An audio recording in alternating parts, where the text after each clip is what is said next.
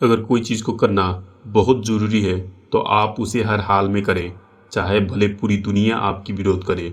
ये कहना है दुनिया के सबसे प्रभावशाली व्यक्ति एलन मस्क की। एलन मस्क एक ऐसे इंसान हैं जिनकी सोच और क्रिएटिव दिमाग ने उन्हें दुनिया के प्रभावशाली लोगों की सूची में शामिल कर दिया। एलन मस्क को बचपन से ही पढ़ने का बहुत शौक था। जहां 10 से 11 साल की बच्चे ज़्यादातर समय खेलने और कूदने में बिताते हैं, वहीं एलन मस्क ने 10 साल की उम्र में इतनी सारी किताबें पढ़ डाली जितनी कि एक ग्रेजुएट स्टूडेंट भी नहीं पढ़ पाता। 12 साल की उम्र में उन्होंने प्रोग्रामिंग की किताब की मदद से घर के कंप्यूटर से ही एक गेम बना डाली और उस गेम को उन्होंने $500 में एक ऑनलाइन कंपनी को बेच दिया।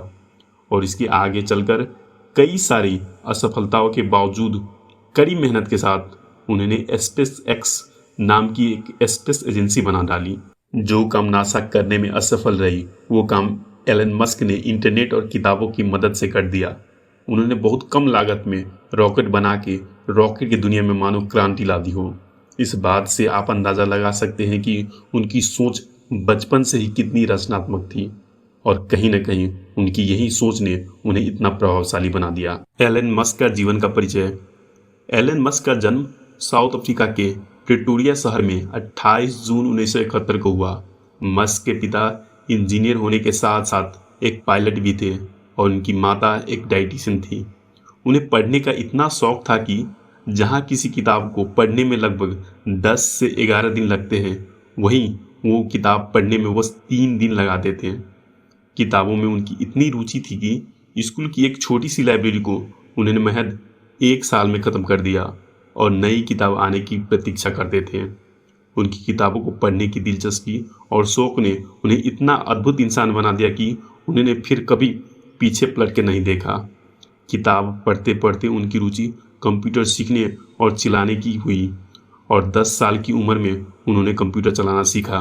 17 साल की उम्र में एलन मस्क ने क्वीन यूनिवर्सिटी से पढ़ाई शुरू की और वहाँ 2 साल पढ़ने के बाद वो पेंसिल्वेनिया यूनिवर्सिटी में शिफ्ट हो गए।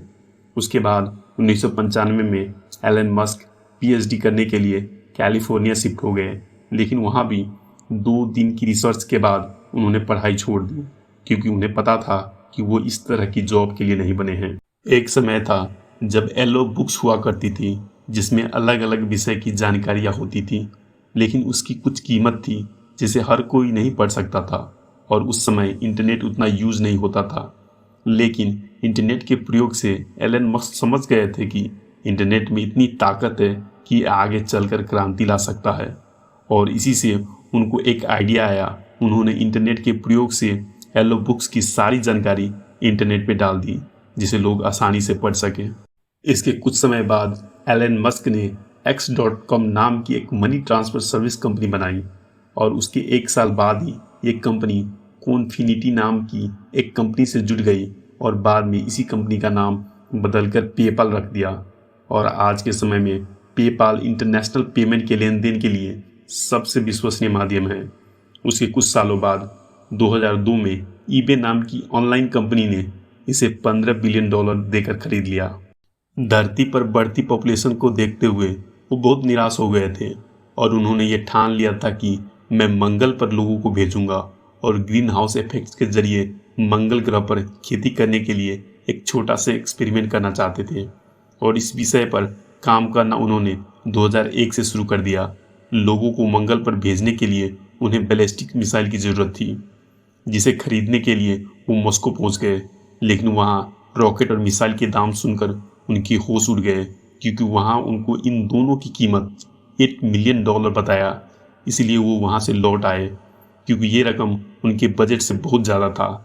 लेकिन वहां से निराश होकर उन्होंने हार नहीं मानी और ऐसी कई कंपनियों के पास गए जहां रॉकेट के अलग अलग पार्ट बनते थे और फिर उनको मिला के असेंबल किया जाता था। जब उन्होंने इनकी कैलकुलेशन की तो पाया कि ये कीमत उनके बजट में थी। और फिर क्या था, उन्होंने खुद ही किताबों और इंटरनेट से रॉकेट साइंस को समझ के एक टीम तैयार की जिसका नाम स्पेस एक्स रखा और इस कंपनी का उद्देश्य 2030 तक लोगों को मंगल ग्रह तक ले जाना है। और इसके साथ साथ उन्होंने 2003 में 2 लोगों के साथ मिलकर टेस्ला कंपनी की शुरुआत की टेस्ला कंपनी में इन्वेस्ट करने का उनका मुख्य उद्देश्य भी कम कीमत में इलेक्ट्रिक कार बनाना था, जिससे वो पेट्रोल और डीजल से लोगों को राहत दिला सके। रॉकेट का परीक्षण, सब कुछ तैयार हो जाने के बाद अब बारी थी रॉकेट को अंतरिक्ष में भेजने की। 2006 में उन्होंने जब पहला रॉकेट अंतरिक्ष में भेजा तो वो रास्ते में ही ब्लास्ट हो गया। फिर उन्होंने दोबारा कोशिश की और इस बार रॉकेट अंतरिक्ष तक तो गया लेकिन ऑर्बिट तक नहीं पहुंच पाया। उन्होंने तीसरी कोशिश की और तीसरी बार भी यही हुआ, रॉकेट स्पेस में जाते ही ऑफ रूट हो गया। लगातार रॉकेट लॉन्च के असफल होने तथा रॉकेट को बनाने व लॉन्च करने में इतना पैसा खर्च हो रहा था कि वो दिवालिया होने की कगार पर थे।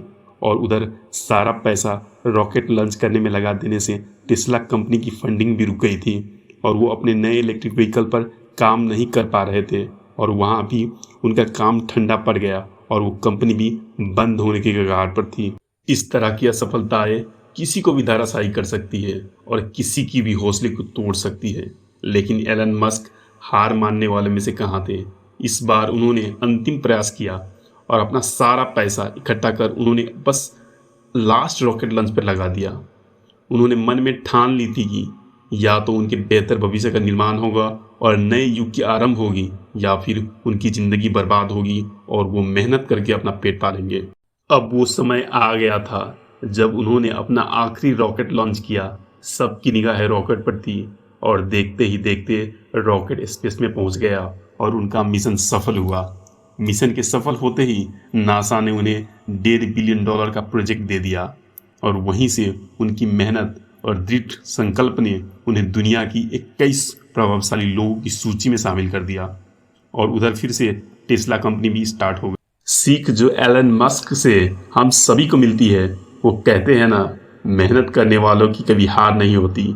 जिस स्थिति से एलन मस्क गुजरे वो दौर किसी भी आम व्यक्ति की हिम्मत तोड़ने के लिए काफ़ी है, लेकिन संघर्ष के बाद ही तो सफलता का आनंद आता है।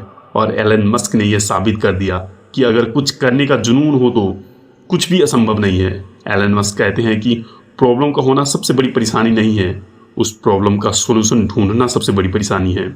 तो दोस्तों, कोशिश करते रहिए, एक न एक दिन सफलता आपकी भी कदम चूमेगी।